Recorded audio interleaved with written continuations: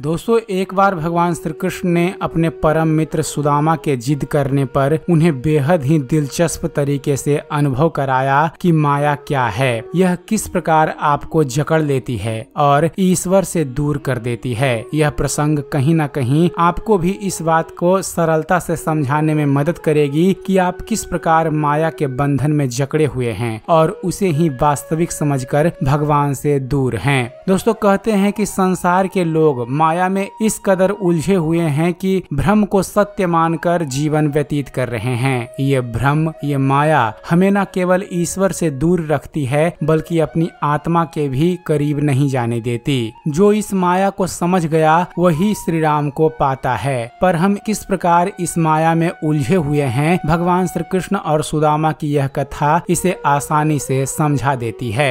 दोस्तों, कथा के अनुसार एक बार सुदामा ने भगवान श्री कृष्ण से उनकी माया देखने की जिद की। वह जानना चाहते थे कि यह कैसा होता है। तब भगवान श्री कृष्ण ने उन्हें टालने की बहुत कोशिश की, लेकिन सुदामा जी नहीं माने। तब श्री कृष्ण ने उन्हें कहा कि ठीक समय आने पर मैं माया के बारे में तुम्हें अवश्य बताऊंगा। एक दिन भगवान कृष्ण ने सुदामा से गोमती नदी में साथ चलकर स्नान करने को कहा। दोनों गोमती के तट पर गए और कपड़े उतार कर नदी में उतर गए। जब सुदामा ने पहली डुबकी लगाई तो सुदामा को लगा कि नदी में बाढ़ आ गई है और वह बहे जा रहे हैं। सुदामा को लगा कि वो श्री कृष्ण से बिछड़ गए हैं। वह किसी तरह घाट के किनारे पहुँचे और बाहर निकलकर चलने लगे। चलते चलते वह गांव के पास पहुँचे, जहाँ एक हथिनी ने उन्हें माला पहनाई। वहाँ बहुत से लोग इकट्ठे हुए और उनसे कहा कि हमारे देश के राजा की मृत्यु हो गई है। यहाँ का नियम है कि राजा की मृत्यु के बाद हथिनी जिसे माला पहनाती है वह हमारा राजा बन जाता है।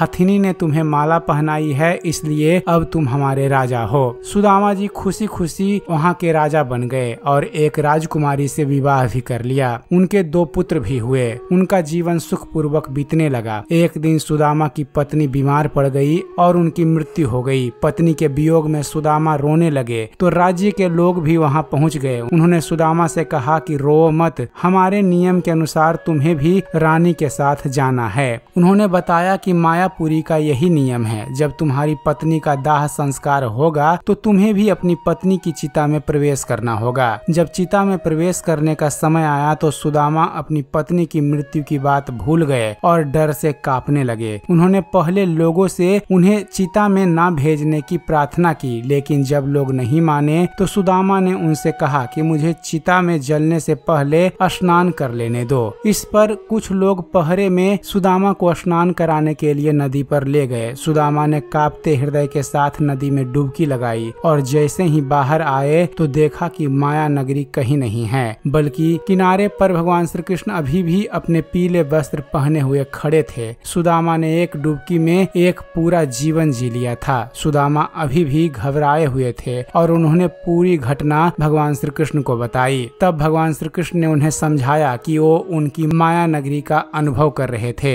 भगवान श्री कृष्ण ने कहा कि वही सत्य हैं और जो उनसे भिन्न है वह उनकी माया है। जो उन्हें सर्वत्र देखता है और अनुभव करता है उसे माया स्पर्श नहीं करती। जो श्री कृष्ण से जुड़ जाता है वह भ्रमित नहीं होता। तो एक बार प्रेम से बोलिए जय श्री कृष्ण, जय श्री राधे। तो उम्मीद करते हैं फ्रेंड्स आप सभी को हमारा यह वीडियो पसंद आया होगा। वीडियो पसंद आया हो तो वीडियो को लाइक और शेयर करना मत भूलिएगा और ऐसे ही ज्ञानवर्धक वीडियो देखते रहने के लिए आप हमारे इस चैनल ज्ञान मंथन को सब्सक्राइब जरूर कीजिएगा। आप हमारे इस चैनल को सब्सक्राइब कीजिए और देखते रहिए, जानते रहिए। धन्यवाद। जय हिंद।